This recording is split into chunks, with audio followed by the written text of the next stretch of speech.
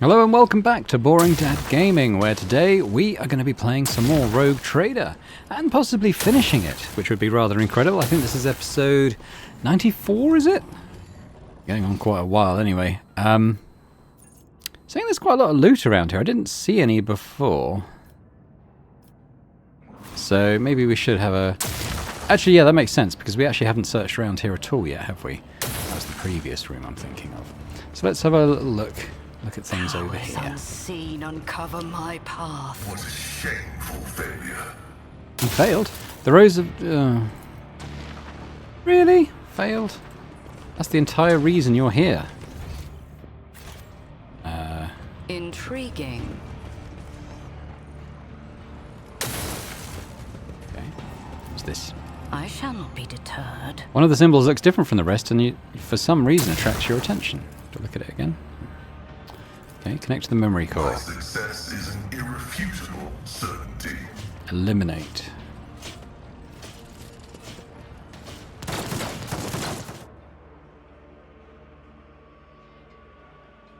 Okay. Very illuminating. So I guess that's what happened here. Where am I? So, yeah, okay. If we turn this way, there's something to loot. The world will bow. What have we got? Incandescent Storm. Has it got special features? Every attack action with this plasma gun has a separate cooldown. All of this plasma's gun attack actions can be used in a single turn. Really? Alright, I'll take that then. Everywhere a single attack gains 10% damage for each negative effect on the target. Okay. Tesla grenade. So, this plasma rifle sounds pretty good, huh? Which one is it? This one. So it does more damage, double the armor penetration, everything else is the same, and it can fire all its stuff on the same turn. So look at that. It looks cool as well. What were we using? We were using that. Oh, well, we were using that one. Looks alright. But then this one looks really cool. Good. What else? This one.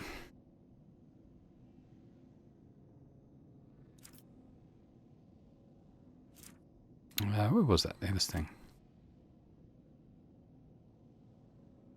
Alright, yeah, I might take off the logic one. I don't think I'm going to try and solve that puzzle.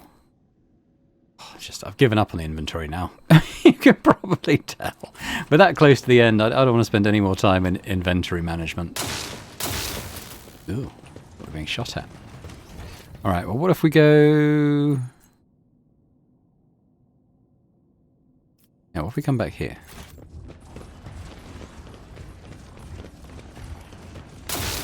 Oh, okay. No, we haven't been down here yet. Something there, too. God, where are we going? No. Okay, no. This is the wrong way, isn't it? This is the wrong way. But I mean, it's the right way to the next... Oh, God, what are we doing? Rosary of Defense. The wearer gains number of unyielding beacon stacks chance to ignore any incoming damage. Possibly for Abelard, but to be honest, he doesn't really take damage. Oh, goodness, what's going on here? Got some cannons going off. Cannons to the left of them. Cannons to the right of them.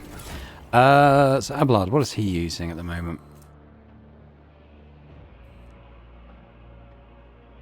Reroll the parry test.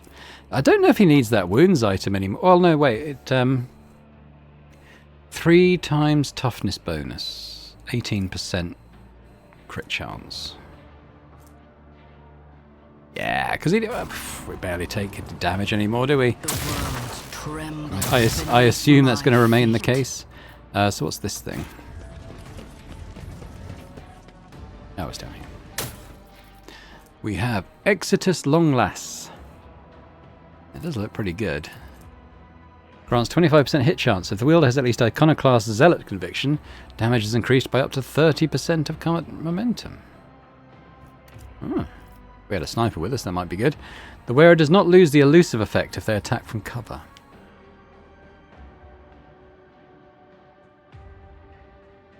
I don't know who would have that. I think earlier...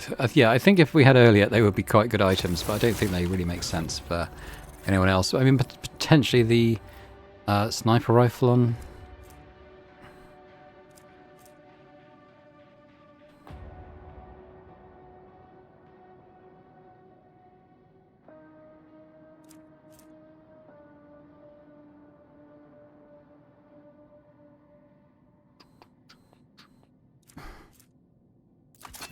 stick this in there. It looks cooler.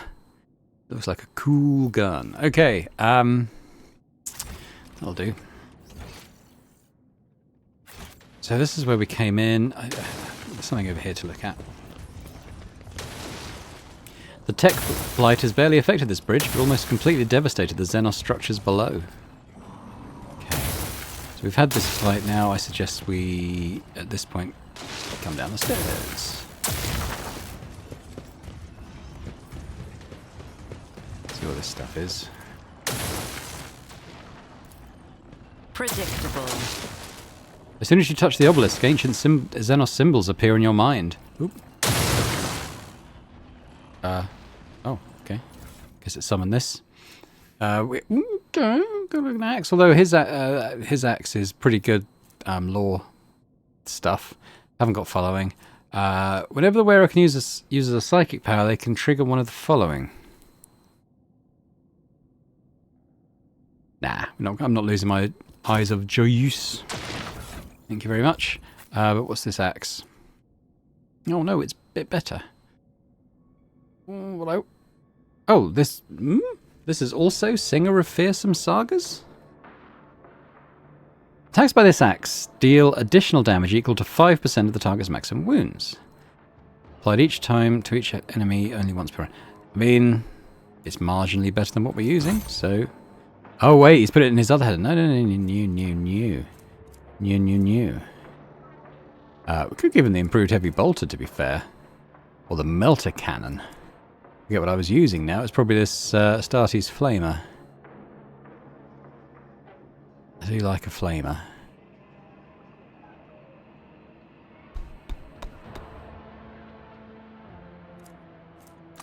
Let's take this. I'll pop this in there. Okay.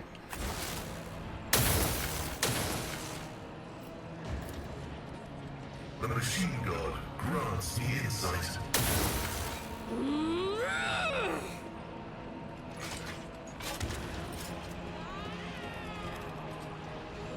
Lord Inquisitor, we are progressing according to plan. Our troops have already reached the target.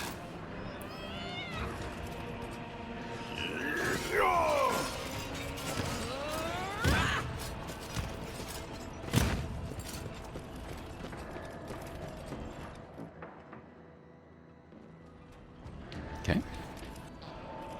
Okay, let's keep heading down, I suppose. What have we got here? Pain and duty go What? hand in hand. Come back. What's going on? Ah, why are we getting shot?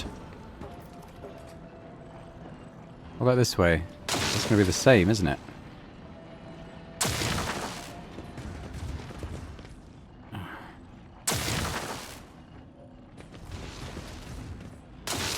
Okay, so what's the deal here?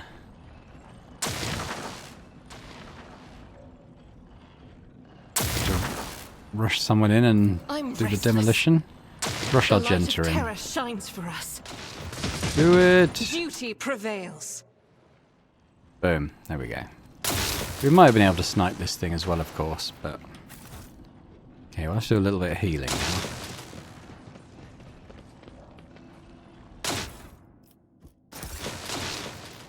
Sins hidden in the heart. Turn Jump all around a to little bit, as decay. clearly. Okay. Let me tend to your wounds. Oh, careful now. Be strong.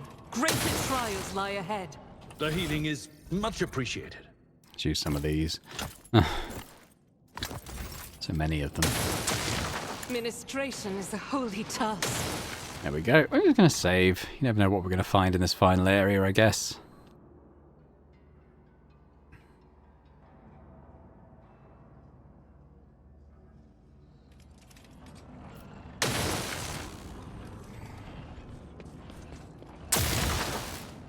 Doesn't really like multi-levels, this game. Oh, goodness me. Particularly much.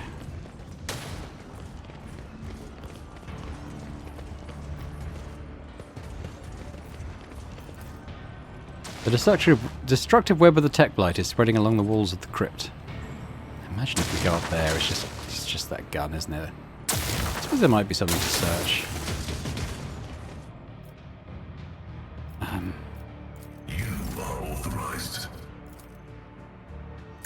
like that.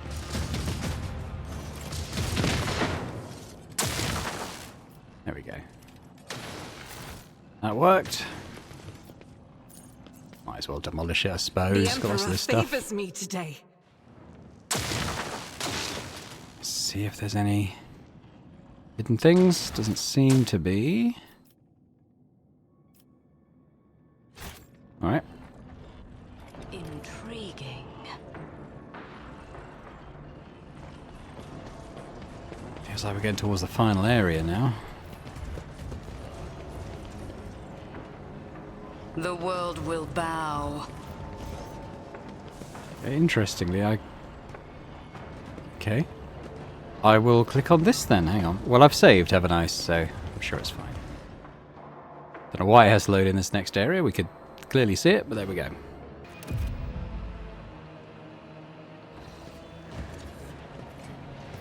Loading screen to do that. Well, there's Calcazar. Look it in there. Well, I guess we go and speak to him, huh?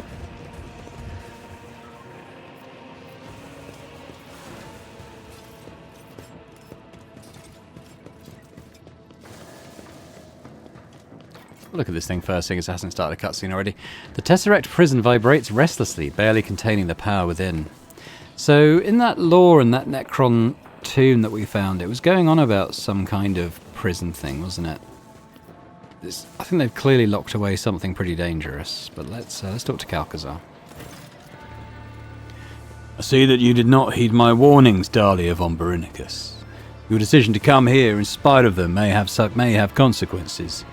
But we still have a chance to turn it to everyone's advantage if your ladyship listens to me very carefully.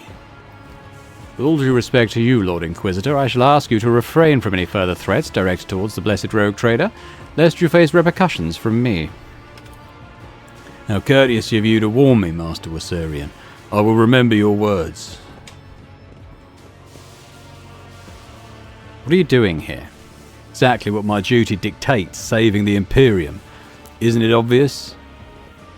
Is that what you're here for? What is it? We call it a shard, and yes, as you have noted quite aptly, it is the reason I'm here. This construct contains an ancient, or rather a pre-ancient being of cosmic power. They were called the Catan. The entity is currently trying to escape, and I'm here to collar it. Calcazar nods at the great giant device, whose design clearly points to it having been brought into the crypt from outside. What is this Catan shard, and what is it doing here? A specimen of an ancient predator race, devourers of pulsars who feed it on star systems. Reality itself bent to their power, but many millennia ago an ancient Xenos race managed to defeat them, shatter them into pieces and lock them away in prisons like the one you see before you.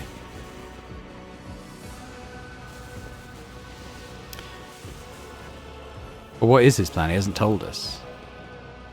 And you think you stand a chance against such power? Do you mean to say that a human is not capable of such a feat? But I'm not just a human. I am an instrument of the Emperor's will, one of many.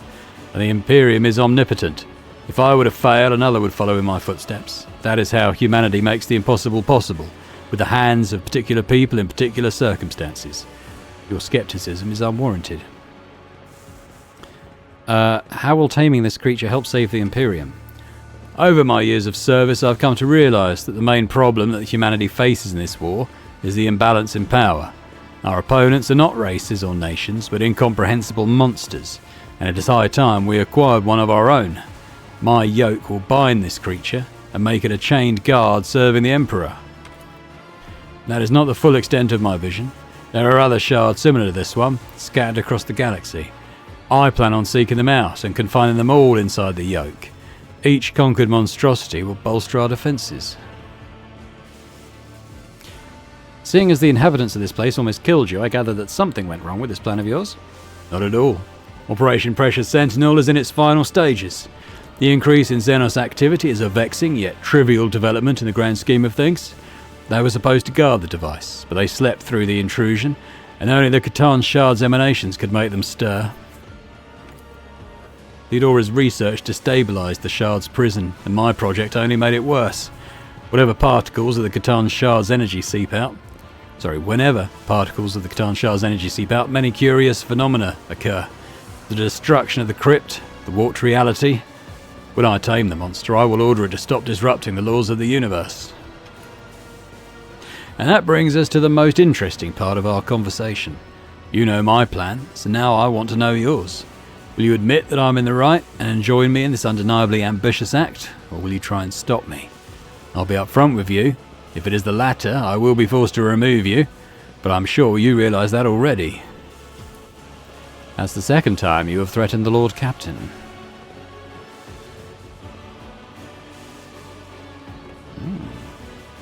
Interesting. Listen to yourself, what you're planning is heresy. Enough, Dahlia von Brunicus. It will only be heresy if I lose. If I prevail, it would be a triumphant feat in the name of saving humanity from the horrors of the universe. And I will not lose. What do we reckon, guys? Can I save? I can't save there. Can I save? I can't save there either.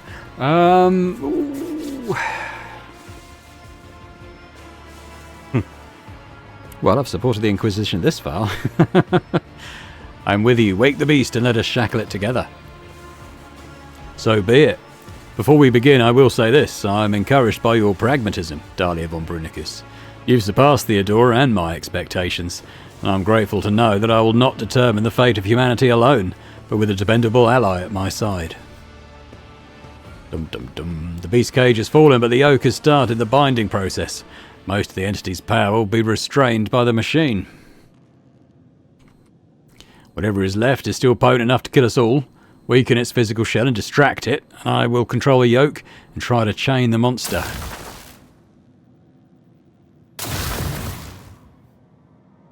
Is this Nomos?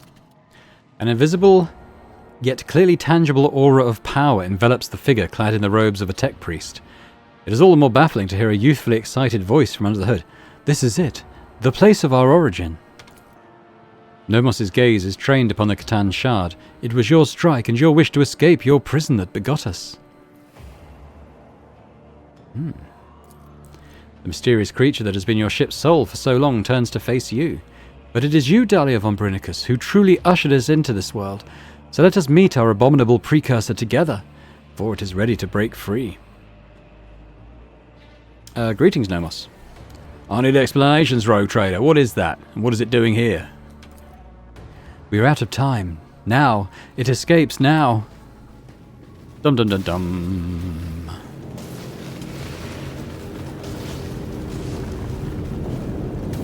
What's in here? I'm excited.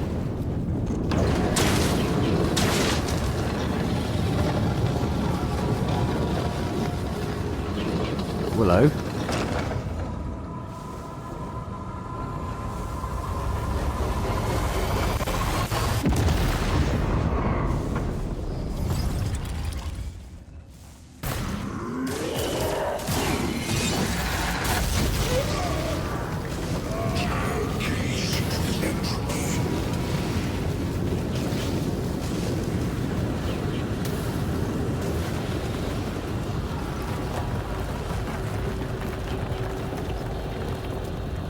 It's a big boy.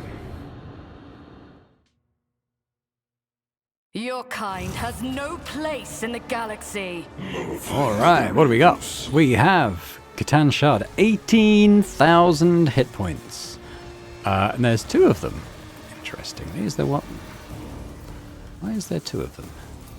Maybe he just acts twice per round. I'll guess that's probably the reason. Okay, well, let's have a quick look at his bonuses then. So, 250% armor. That's an interesting thing. 50 deflection. So we're going to need to reduce that down a little bit.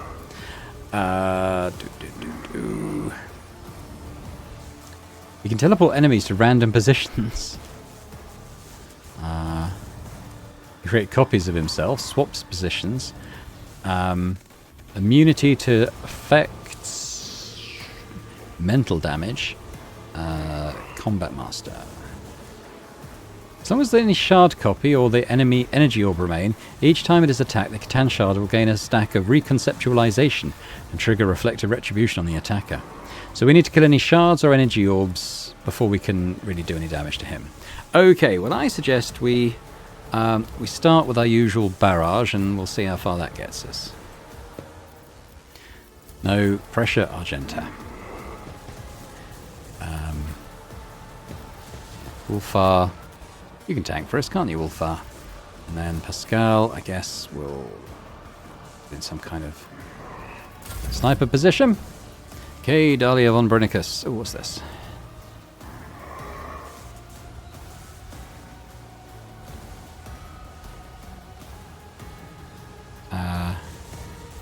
Well, we can give that to Argenta, I suppose.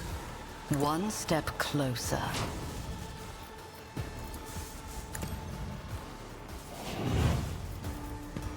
It's nice to have a nice I will meaty triumph. enemy to sink our teeth into. Right. Rapid fire. No, we don't want control shot. Wildfire will do. And As the devastating Emperor attack. commands, I act. Confident approach. Alright. Let's see what we can do to it. Probably not much, but we're going to have to chew through its armor and stuff first.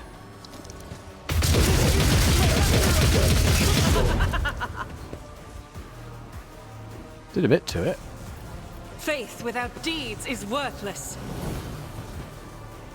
It's nothing. Okay, back to me.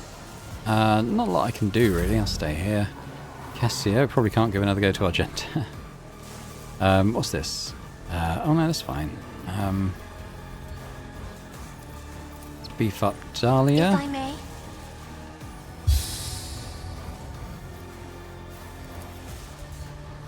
2 damage. So has she got anything that can sort of reduce his stuff? So I don't want to set fire to Ulfar particularly. Step aside. The navigator is coming. Isn't this a job for the serfs? So have I reduced it down anyway? A little bit of armor actually. Yeah. The deflection is going to be an issue. Ulfar.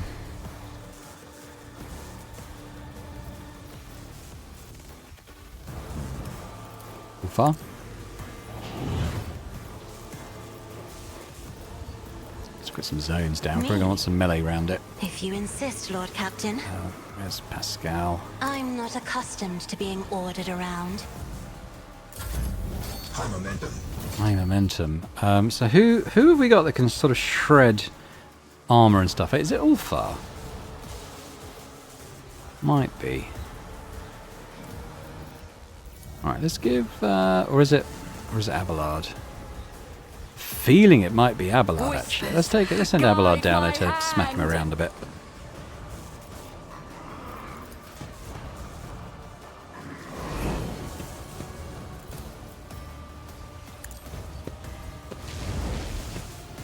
Excellence cannot damage a star. Yeah, so he's starting to get through the armor. The dodge went up though. I wonder if we get into like a parry thing with him. That'd be pretty fun. A tactically sound approach. Let's put Swan I enemy will on. do my duty.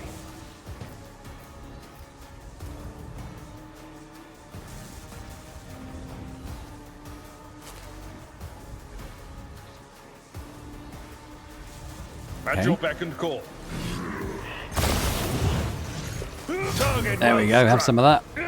And some of that. Exemplary strike. We doing anything to him? Taking his dodge down, taking his armor down. Okay, okay. Let's take that.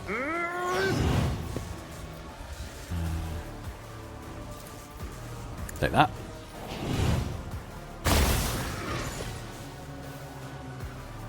Yeah, I guess it didn't count as a melee attack. Let's taunt him. Oh, he parried that. Target well struck. Threats of purpose are unraveling. Getting rid of that dodge. What about the flamer? Victory is imminent. Grey hair, short hair.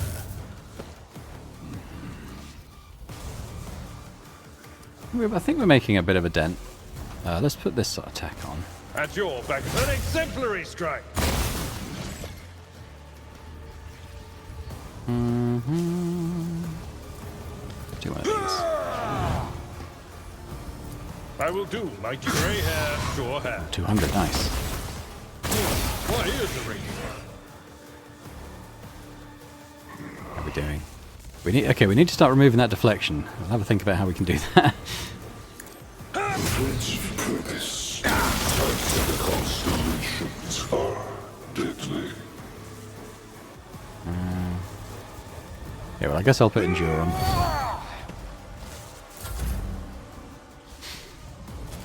Okay.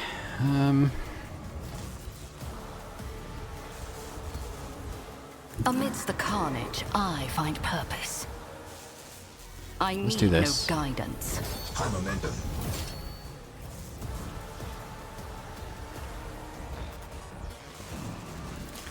Let's put some warp burn on might help.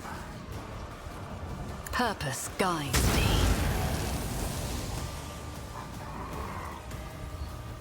Deflection's still high.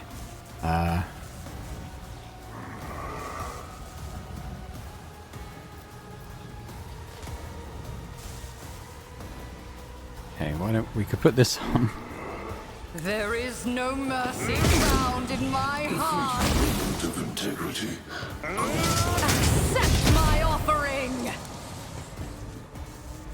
Okay, stuff happening to her now. We're starting to get the deflection and the armor down and the dodge. Okay, that's pretty cool. Who's going after us? Is it Galkazar? We could. Someone could activate their extra thing. It could be.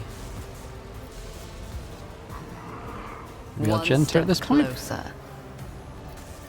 I am his will made manifest. Let's take another. Oh, she's doing more damage to him now.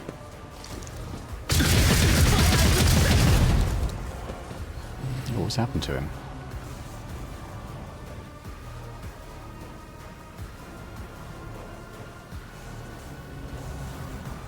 Okay. So these are the things that we have to destroy. Don't know. So he's lost all deflection and armor. That was pretty cool. Put loads of stuff on him. It's restructuring. For a short period, the Catan Shard becomes vulnerable to all attacks. Ooh.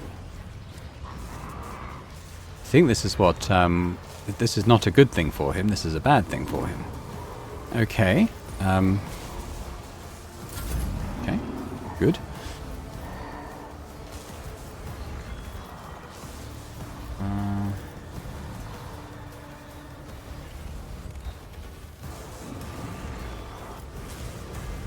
No, really. Stick this on him. Stay burning. Purpose guides me. High momentum. Oh, high momentum again.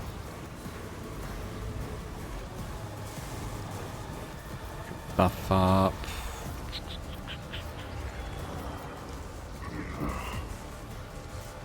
Scout? I guess that's my go. Oh, it's my go again. Just put this on him again. Could do, but let's... can I give Argenta another go? No. Abelard? Ooh, I could give Abelard an...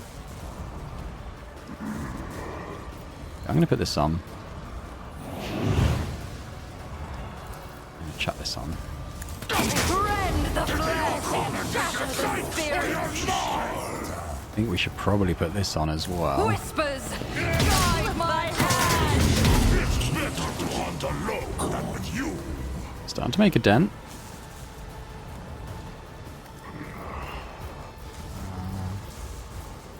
We're going to give a free turn too that makes sense. I would give it Abelard. So let's do this. Indeed. It will be done. Target well struck. I've suffered worse.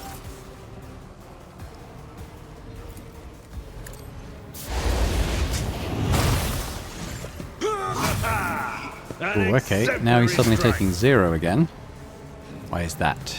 Got all his armor back. Didn't get his deflection back though.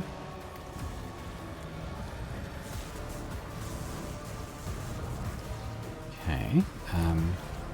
Oh, At your beck and call. Endure on again. Brace yourself, Abelard.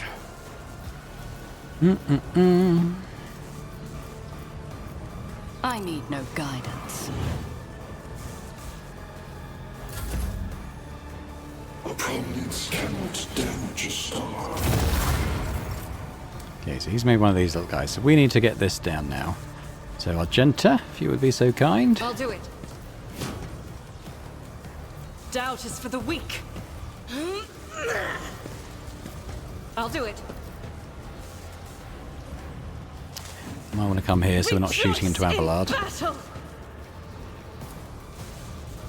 Faith without deed can escape the Emperor's death. Why I was chosen. He's already below half health. He hasn't even gone yet. He's in Argenta's range now. Look at the damage she's doing to him. Oh, no, it stopped.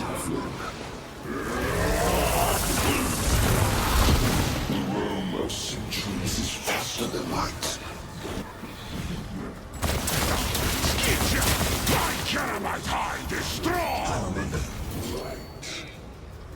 Take more than that to get you away from Argenta, mate. The enemies of the Emperor will be undone. Okay, what's he done? Okay, so he's got a lot of armor back. She could do this as well. I'll do that when she's sort of run out of other options. Oh, she's still doing mega damage to him. Cannot damage a star. As the Emperor Damage a commands, star, huh? here's my Emperor. How about damage a git? Have suffered the singularity of annihilation.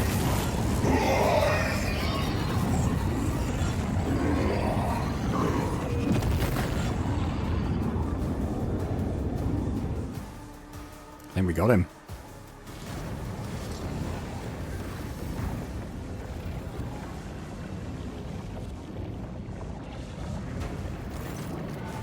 Catan Shah, the ancient monster struggles against the energy manacles of the yoke.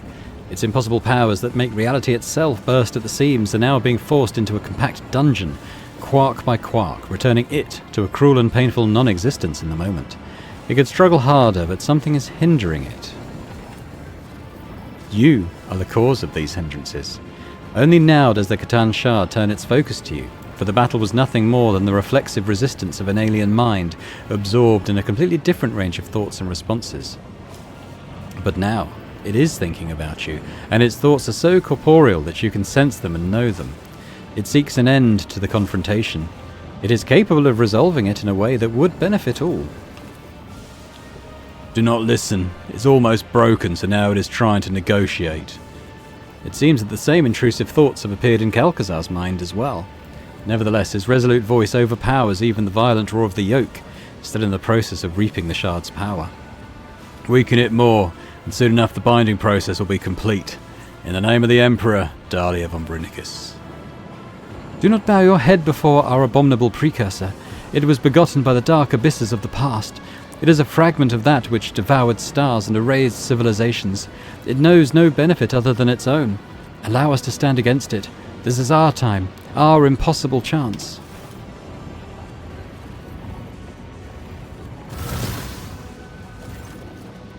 As yet another layer of reality cracks, a figure appears before you. Her. After giving you a probing and appraising look, Theodora permits herself a slight smile.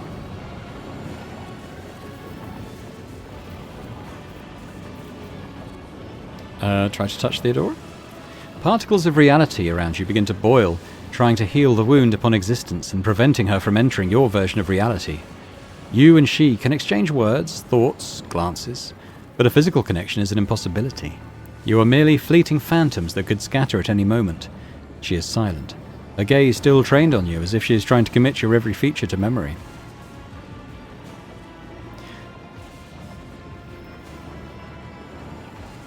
I'm at a crossroads, Theodora. What should I do? The smile grows wider. To walk bravely first into darkness, to unite and reclaim what was lost, to triumph over nightmares untold, to hold boldly the reins of fate, to walk steadily the road of thorns, through pain to greatness. The wound on reality is healed, and the vision of Theodora quickly fades away. You catch her last words. Whatever fate you choose, one can only hope it will be better than mine. Nomos? If our birth ever had a purpose, it is here and now. Why do you call the Shard your precursor? Because that is what it is, and what we are. We have told you before about Theodora's ambition, Amanat's mine, the ship's cradle, and Epitaph's secret. One sprouted into another and spurned yet another. Thus Nomos were born. We were but an echo of the Shard's power, an echo that left its prison. But we have become something so much more with your help. So you brought a Shard of the Catan Shard here. You amaze me, rogue trader. It is our precursor, but we are not its Shard. What do you intend to do? Clash with the precursor, touch it, absorb it, so that the reflection becomes the object reflected, so that the Shard becomes Nomos. Then, and only then, will its threat be eradicated forever. If your pet so much as takes a step towards the Shard, you may consider our alliance broken, rogue trader. The Shard will be placed under the yoke, and as for that creature, I will destroy it as soon as my work here is complete. Unless you destroy it first, I advise you to do just that. Calcazar's tone leaves no room for ambiguity. Do you think you can do this, Nomos, and what will happen afterwards? We stand at the threshold of probabilities and outside the bounds of the predictable. It is beyond possible to know what we can or cannot. But we believe that we can, and that is what drives us to try. And if we succeed, we will obtain power beyond compare. We will become a shield against any threat, in whatever form it may manifest itself. I'm losing patience, rogue trader. I've made my decision. You can sense the Shard's reaction, observation, analysis, and an almost intangible anxiety.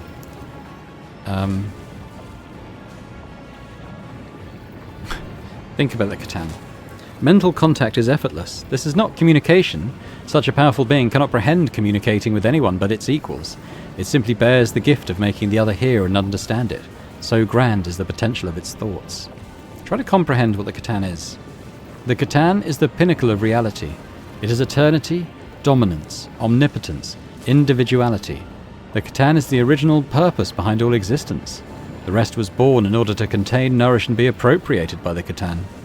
Oh, that's like your opinion, man.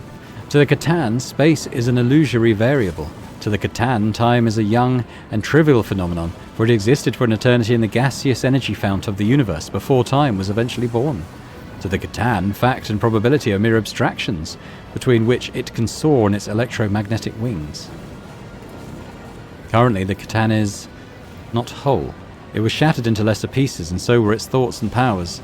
The feeling of emptiness is oppressive, and it yearns to become one again. You hear a whisper from Pascal's Vox. I know this feeling, Xenos. Try to sense the motives behind its actions. The Catan wishes to be. All Catan exists to spread and conquer, not to stay manacled within Untime, where it was entombed by the contemptible sentient tools away from all that is. The Catan wishes to ascend, sate its hunger, and embrace once more the pure exhilaration of claiming and taming reality. What benefits the Catan promises? Power, eternity, comprehension. The Catan once chose to reign over the short-lived races and forged a new and glorious fate for them, so it created the Necrons, basically. It has learned from its mistakes. Now it will only bestow its gifts upon the chosen few. The Catan can grant... Your thoughts falter, for it is difficult for your mind to fathom the full scope of this word. The Catan can grant everything. Stop thinking about it. It's much easier for you to stop trying to comprehend the Catan than for it, one who can grasp the world in hundreds of ways, to stop comprehending you. Nomos, act now, my child. I'm giving you one last chance to correct your mistake and destroy the monster, or else I'll do it myself. Destroy the monster, you say? Very well then. Farewell, Inquisitor. The numerous implants in the Inquisitor's body all suddenly groan at once. A moment later, Xavier Calcazar perishes without so much as a scream before he can even comprehend what is happening.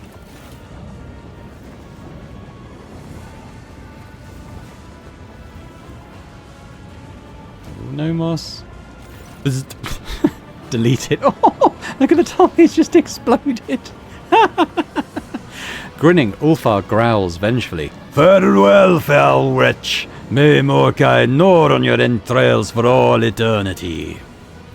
We regret that we had to do this, but he posed a threat, and not just to us, but to all the lives in the Cronus Expanse as well.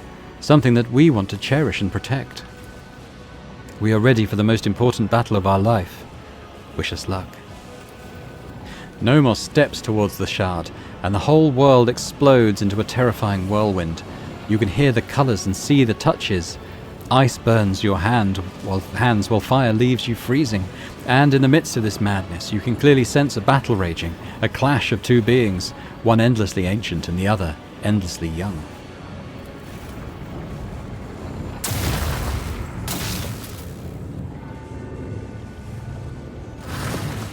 The power of the Catan Shard is such that it redefines the very notion of power. But it has a weakness, one that you can only see now, with the Shard and its rival standing face to face. The Shard is just that, a shard. It is incomplete. It is not whole, and it cannot be what the Catan was before. What opposes the Shard is something entirely different, an undivided sentient being with a clear purpose in mind, akin to a well-aimed arrow. And the one who fletched and loosed this arrow was you. The battle goes on, and on, and on, outrunning the course of time, but you do not need the gift of clairvoyance to know who will emerge victorious.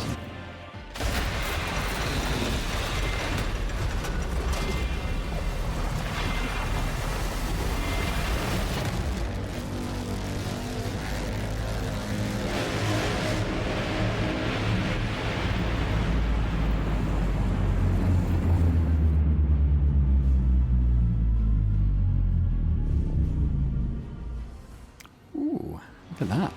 The thing popped up, you finished the game. I raised my own abomination, apparently. The Catan Shard was transmuted into a new form, and their name was Nomos. Possessing the power of an ancient being and nurtured by the rogue trader, the young star god watched over the Cronus Expanse, their new domain, with curiosity. Gathering its bleeding worlds together again, the rogue trader dared to build something more noble and civilized in the Expanse, a haven for those drifting and unprotected in the strict hierarchy of the Imperium. It would be an unbound frontier, where freedom and compassion were not wholly extinct. The shackled monster under von Valancius's control ensured the survival of the fledgling utopia. The Star God destroyed all who threatened its peaceful civilians and instilled fear in those of little faith. The Expanse tasted the sweet fruit of freedom and tolerance with reverent fear. The Imperium could not forgive such insolent deviation from the order prescribed by Holy Terror. The von Valancius dynasty was accused of the seditious formation of their own empire. An invasion fleet gathered in the Calixis sector, and the lifespan of the young utopia was as short as its creators. Protecting the young kingdom of freedom, Nomos created dimensional barriers that cut the Cronus Expanse off from the Imperium more soundly than the Great Rift. The humanity of the Expanse was left in isolation.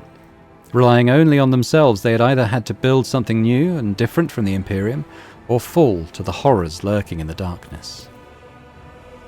The ideals that Dalia von Brinicus von Valancius was committed to were alien to the Imperium, but close to the hearts of many in the Expanse. Anyone who could not resolve a dispute or who was denied justice rushed to the palace of the rogue trader in search of mercy. Having lost its leader and lacking a worthy successor, the Chorda dynasty began to weaken.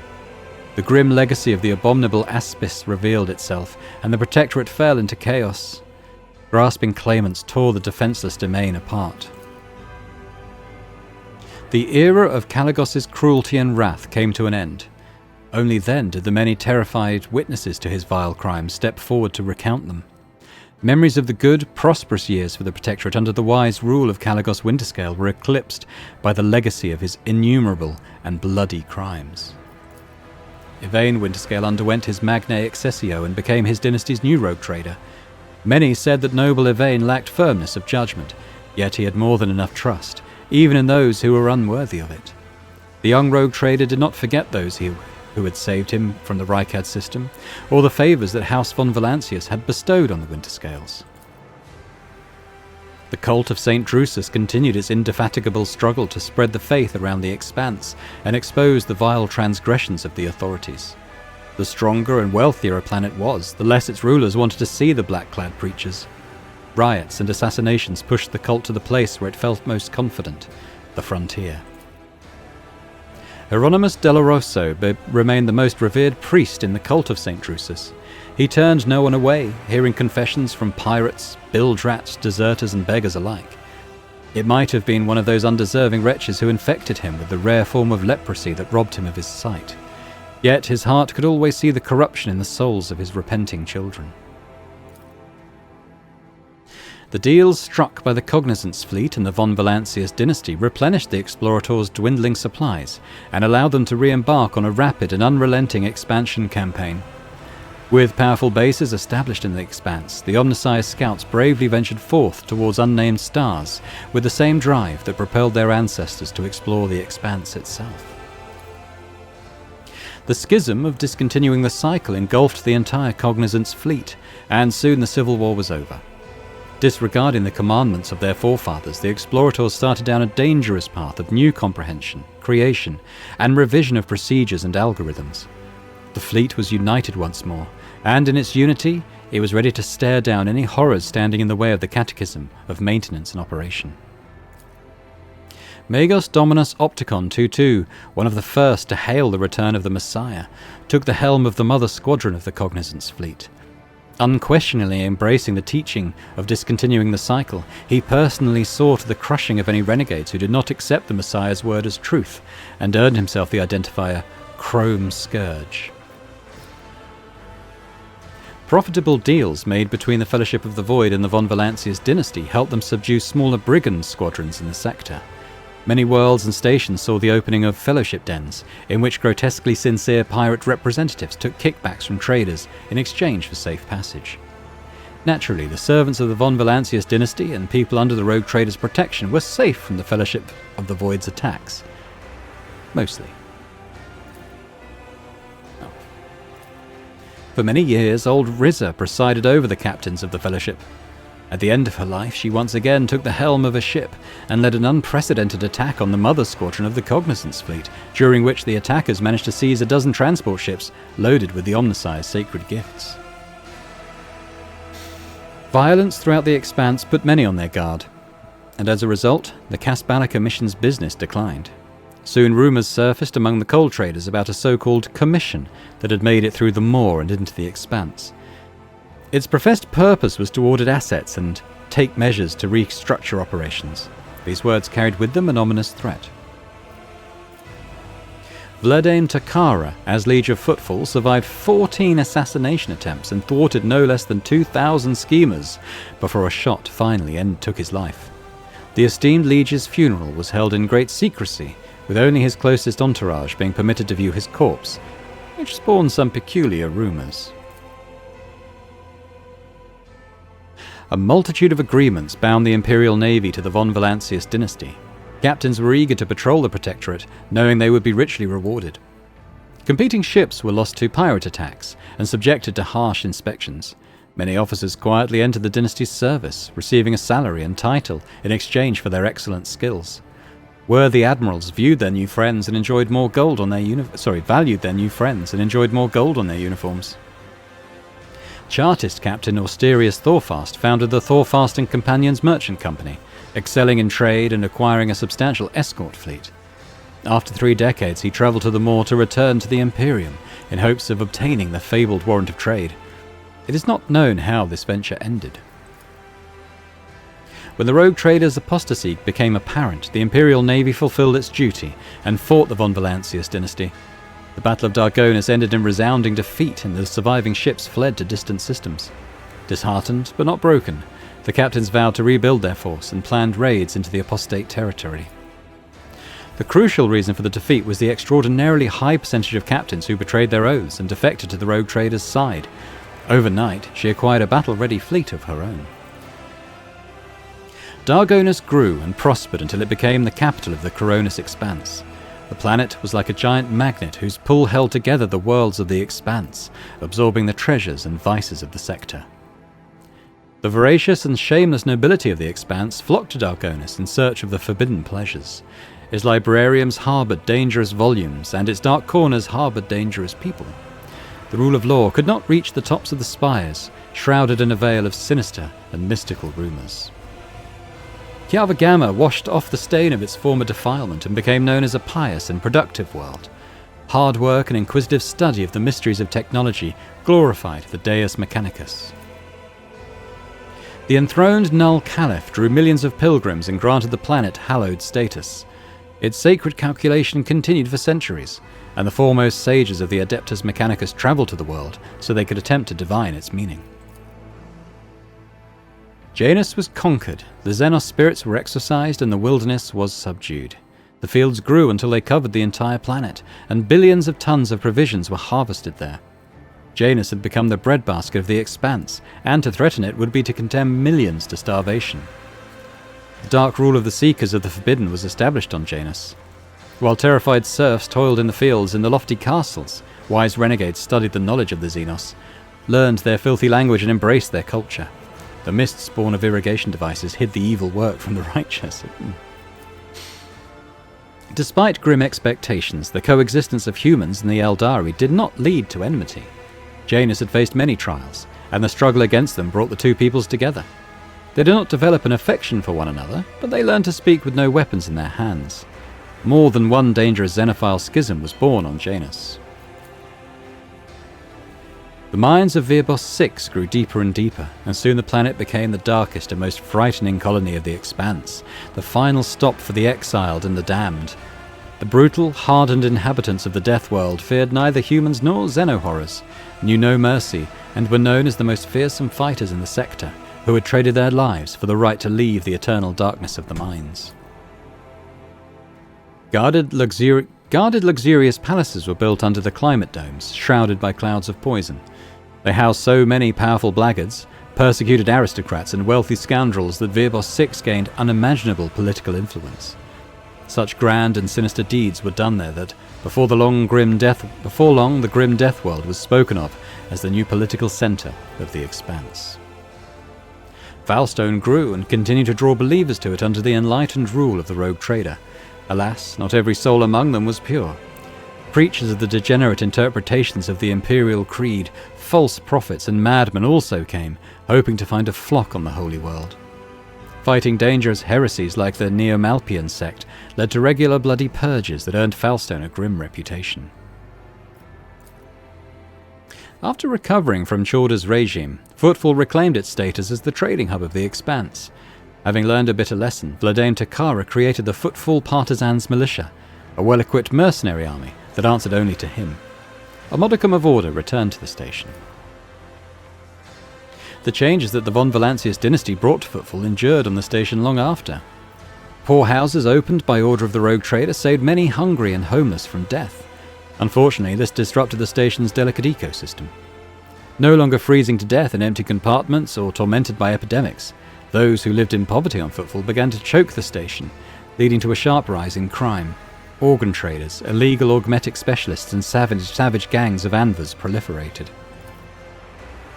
Left without a sun, the Rykad system ceased to exist. Its now frigid planets spun away into the darkness, no longer held by the gravitational pull of their star. A century later, a fragment of Rykad Minoris entered the Furibundus system and was snared by void miners. A piece of its rock was delivered to Footfall with reverence and used in the restoration of the God Emperor's statue as a final memorial to the world devoured by corruption. With the fall of their unholy patron, the cult of the Final Dawn perished as well. Every cell of the cult was hunted down and eliminated. Rumours that some worshippers of the ruinous powers had managed to get away, hiding the writings of their warp-banished lord under their robes, were baseless. Left without a mission or a leader, the word-bearers retreated to the depths of the Immaterium. Their last act of vengeance was a bloody assault on Footfall.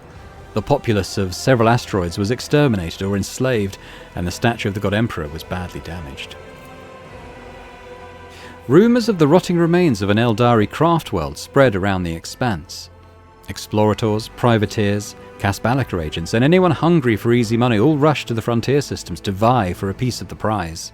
Some were swallowed by the warp, while others perished in skirmishes with their rivals. The most skilled and fortunate returned empty-handed after decades of searching.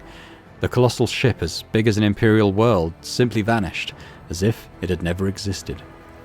But the legend of the forbidden treasure lived on and continued to bring daring souls to ruin. When news of the death of the Master of Flesh reached him, Sharon K sent what was left of the Eldari ships to the most distant stars of the Expanse. There, hidden from human eyes with xenotech and sorcery, the Eldari carried on their humble existence, and even managed to establish a few contacts among trusted Monkey, who helped the Xenos in return for knowledge and technology. Eldari from the fallen craft world Kudarak, who once travelled through the darkness of the Expanse in a desperate attempt to gather the remains of their kind, were becoming a rarer sight. Even the most skillful Kasbalika agents and audacious bounty hunters, with knowledge of Xenos settlements on the edges of the Expanse, could no longer find their trail. Squads of Eldari Rangers suddenly appeared on different worlds, and disappeared abruptly without shedding a drop of blood. Their purpose remained an enigma. The news of Xenos appearing in the Expanse was followed by a report from the agri-world Janus about a strange flash in the night sky.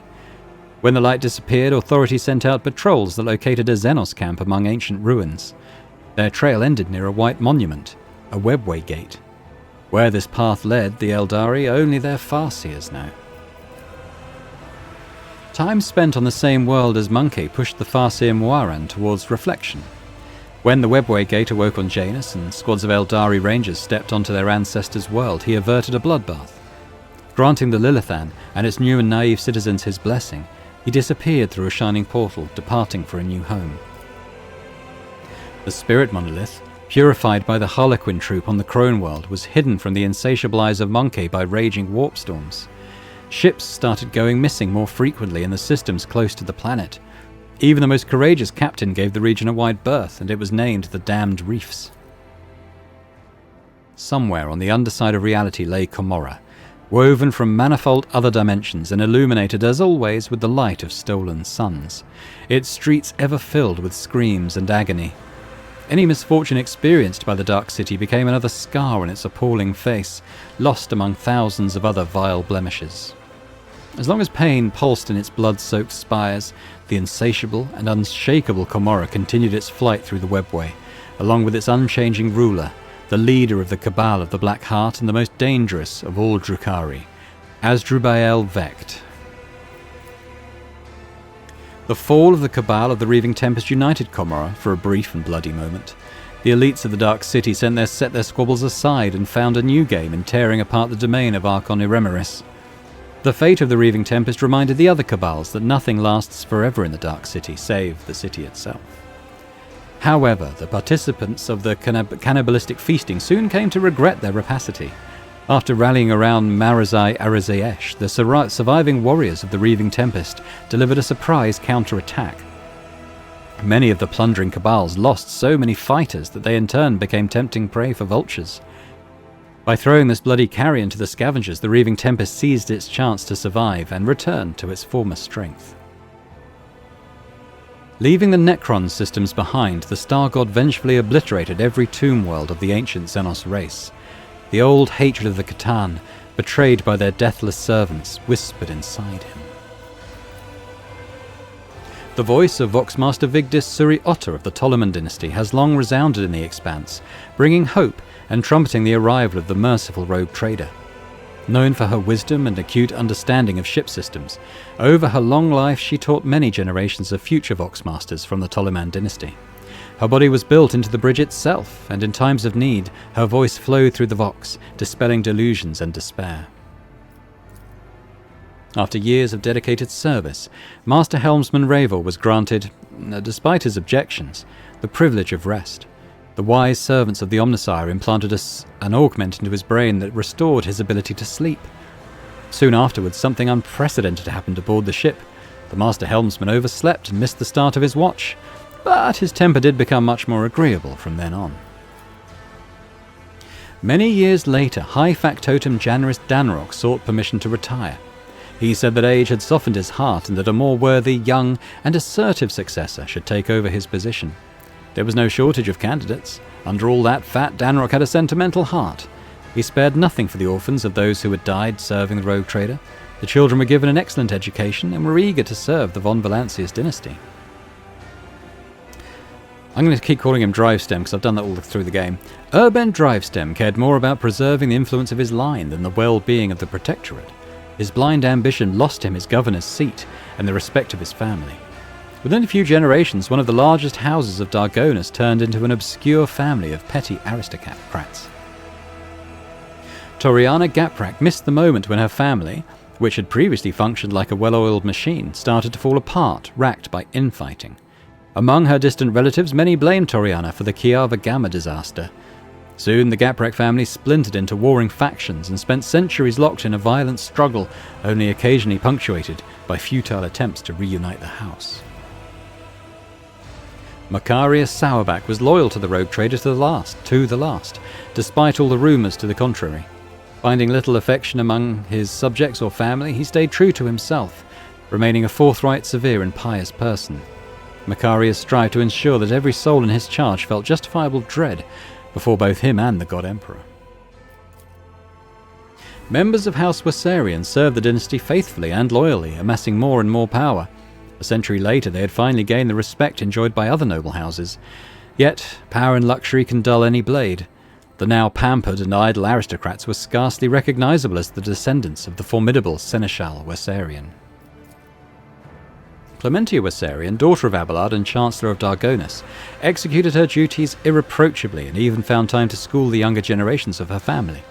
She was an equally skilled mentor, chancellor and political operative. After a century of immaculate service, she surprised everyone by leaving her position and becoming the first mate on a trade ship. She would later admit, like a true Wassarian, that she had always had a passion for ships and voidfaring. The Harlequin known as Nocturne of Oblivion visited the Expanse once again. Sneaking onto Dargonus, he came to the rogue trader's palace and left her a special gift, a case of Eldari crafting, unmistakably ancient and precious, adorned with the rune of an eye inside a triangle. Only the Lord Captain knew what it contained. The Harlequin candidly warned her that he was drawing the von Valancius dynasty into a deadly dance, a shaking doom, that all will freeze within the threads of terror's loom. Then he promptly departed, and not without reason. A few hours later, assassins from the Dark City appeared following his trail and were mercilessly killed. Their armour bore the sign of the Cabal of the Black Heart. After months of searching, Dargonus wardens found the remains of Achilleus Scalander on the lowest levels of the Hive. Drakari artifacts and records discovered beside him indicated that the agent of the Inquisition had been compromised and was working for the Xenos. Yeah, this wasn't really explained in the game. Like when we went to Comorra, when we fell into their trap, it really kind of shouldered all the blame. But I understood from reading like the Steam forums and Reddit and stuff that it had all come from Scalander. But I felt that the game, as we played through it, never really explained that. We had no reason to suspect him, and he just kind of disappeared after the planet was attacked, and we saved him. So I found that part very strange. I don't know if I did something out of the expected order there that broke that a little bit, but there we go. Scalander was a traitor. Marazai confirmed the guilt of the deceased Inquisition agent and described in detail the torture he inflicted upon the poor soul to gain his obedience and loyalty. He also confirmed that Elliot had found and killed his monkey toy. Oh, Elliot killed him. Yet few chose to believe the words of the cursed Xenos, and thus the secret of the death of Achilleus Scalander was never publicly known. The savage deeds that Gordey Skatov witnessed on Footfall traumatized him forever. His architectural genius was shattered. Only the rare collections of true connoisseurs beheld his work, written in a shaky hand, Footfall, the ultimate void station and mortuary. Having completed his last journey with his Lord Captain, Abelard Wassarian, with the gracious permission of the rogue trader, left his post as Seneschal and took over the helm of his large family. House Wassarian rose above its rivals and was never again the target of persecution, even after their esteemed patriarch died decades later in his bed, surrounded by his grieving loved ones. Abelard's shining memory was blighted only by rumours of a creeping madness in the twilight of his life. Many said they had seen the esteemed Seneschal talking to someone unseen, in a voice filled with unusual tenderness and sorrow. After the victory on Epitaph, Argenta left the rogue trader. An insatiable flame burned brighter and brighter in her soul, hungry for vengeance, and so the sister embarked on her own personal crusade.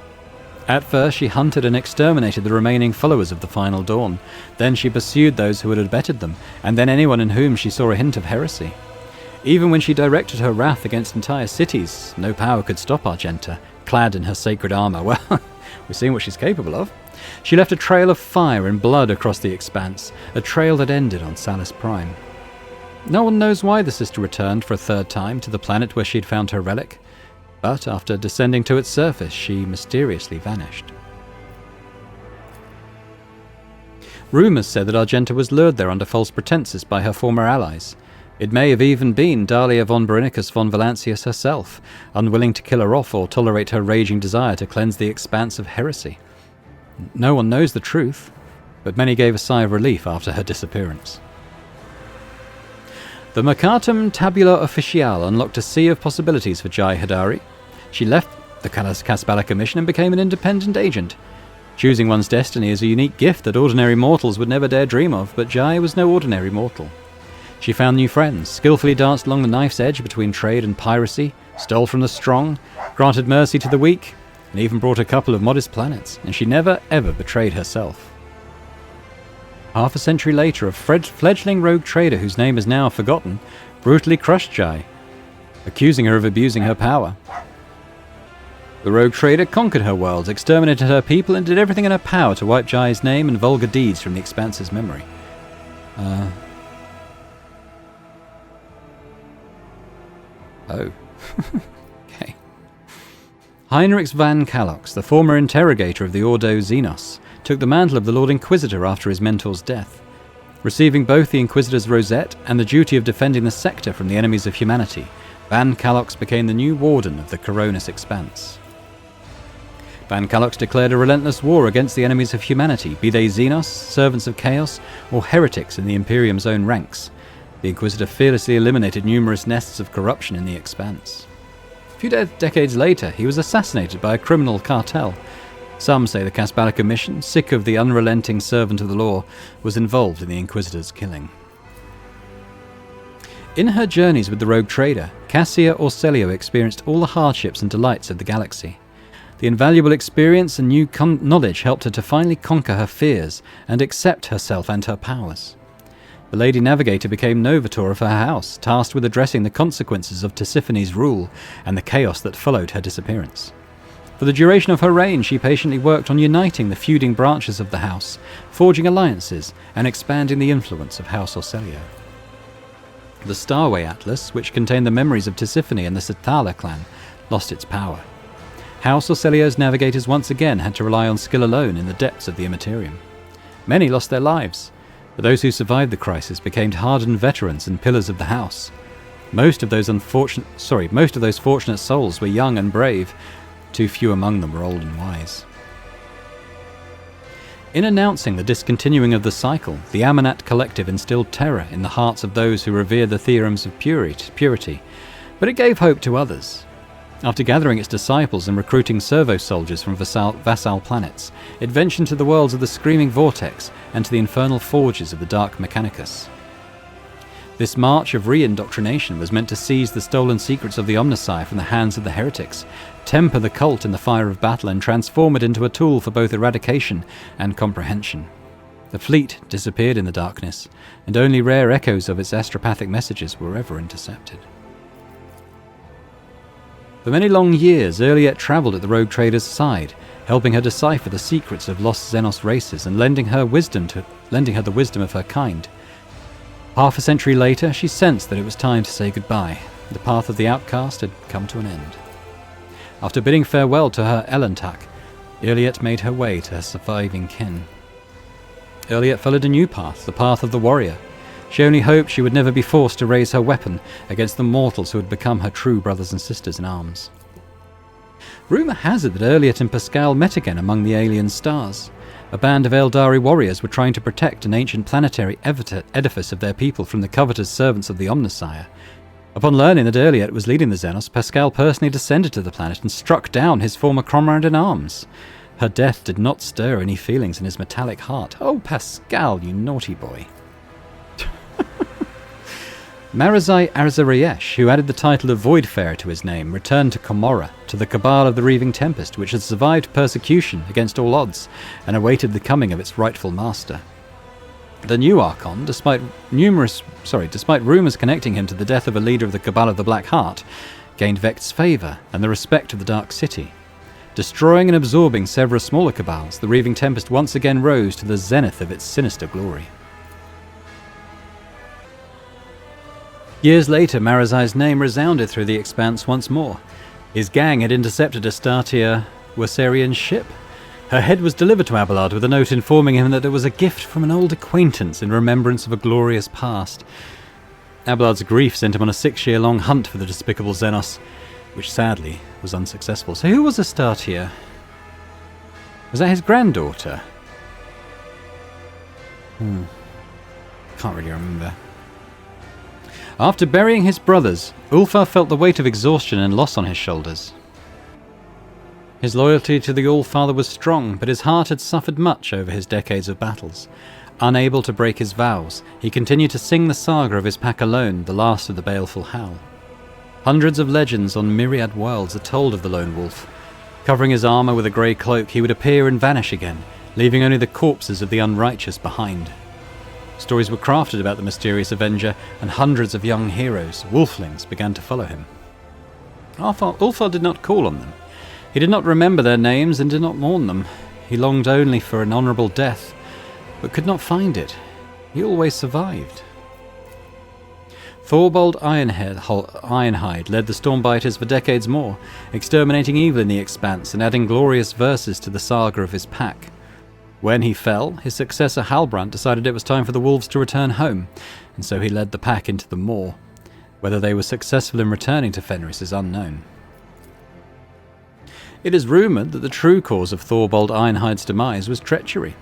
Faced with a superior enemy, the Space Wolves called on their allies for help, but a nearby squadron of the Cognizance fleet withdrew, defiantly broadcasting that the blood debt to Archmagos Amanat is not forgotten.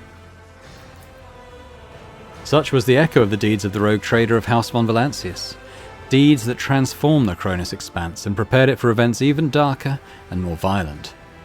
But those are the events of a different story. This one has come to an end. Finish. Ooh. Okay. Oh, what we got here? Oh, we got the credits. Well, that was quite epic, wasn't it? In terms of length, if nothing else. 94 episodes this is, so that's, plus episode 0, so 95 altogether. I enjoyed it. I mean, I think I said early on that I'm a big fan of Owlcat games. I think probably I wouldn't place it quite as high in my ranking as Wrath of the Righteous, which I thought was just amazing. But I did enjoy it, and I probably enjoyed it more as I went along. Started to get into the lore a little bit more, and I think the leveling system was a bit less obtuse than I thought it was early on. I think early on, every time I leveled up, I sort of would, groan a little at the thought of all the work I'd about to have to put in. But you get the hang of it. You kind of get a grasp for what the build requires. And I think I was pretty pleased with my build toward the end. I think Argenta was obviously MVP. She just obliterated everything that stood against her, up to and including the final boss, as we saw. But Abelard as well. I wish I'd done it earlier. I mean, I guess it kind of was helped by some of the items that he found late in the game, but his parry build, I thought was good fun. That kind of tanking damage. I mean, I don't think he even took any HP damage until that final fight, like in the last third of the game, but he was just parrying everything and then hitting things back. That was good fun. I quite enjoyed that build. Sniper builds were okay. I mainly had Pascal in my party towards the end just for his the tech and logic checks. I don't think he was the strongest fighter. I've heard people I think they nerfed the ancient plasma rifle in the big patch that arrived, because I heard people, because I hadn't received it at that point. I hadn't bought it. But I heard in the Steam forums, people were just saying there was like a typo or something in the code or the way that it worked, and it was like doing multiples more damage than it should have been doing, which has been corrected now. So I didn't feel like he was our strongest fighter. Like he was all right, but he was mainly in our party for sort of the more the other sort of gameplay things that he brought.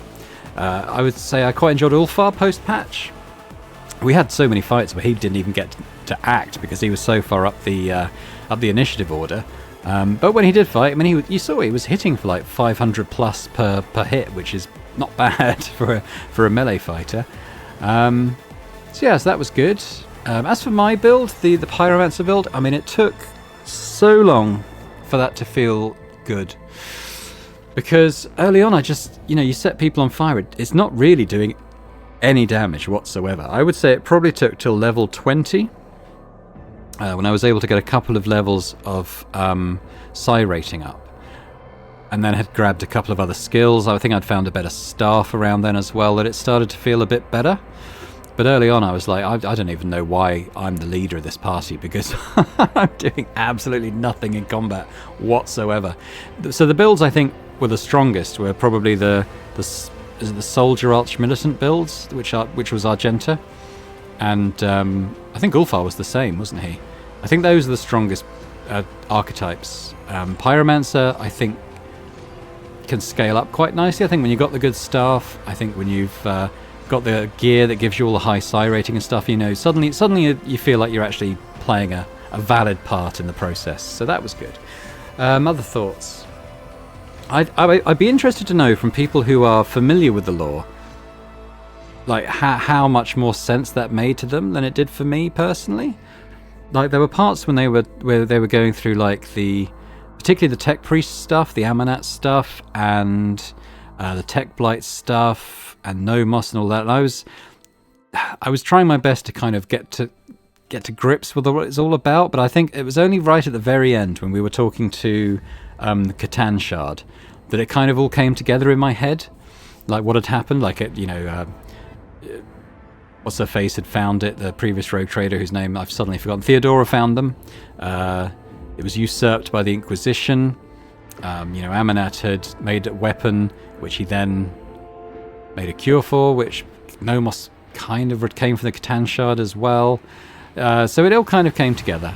So I think the idea was that Theodora and the Inquisition wanted this Tech Blight thing to fight the Necrons, which and the Necrons were guarding that big prism thing, weren't they? That pyramid. So I think that's what was going on. But honestly, a lot of the time I kind of felt like I was skating around the edges of understanding the wider story, which I didn't have in sort of Kingmaker or Wrath of the Righteous, which are much more sort of a standard fantasy plotline, storyline, which I just found easy, even though I'm not that familiar with the Pathfinder system anyway, so I didn't know kind of the backstory and stuff or the lore there either. So I was kind of picking that up as I went.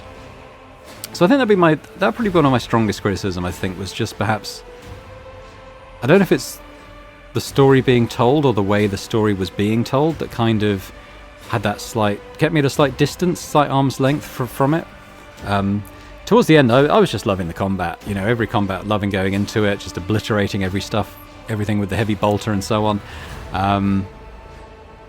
But yeah, no, I think I probably enjoyed it more as it went on.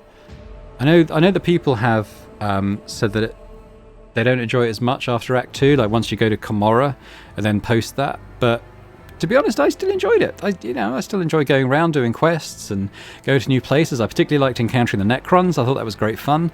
They worked a little bit differently. I enjoyed the ship combat as well. Early on, it was a bit of a chore, but I think once you've got a few upgrades and an idea for kind of tactics and how it works, how to work the system, and a few upgrades on levels on the various posts as well to give them some abilities, I thought it was pretty good.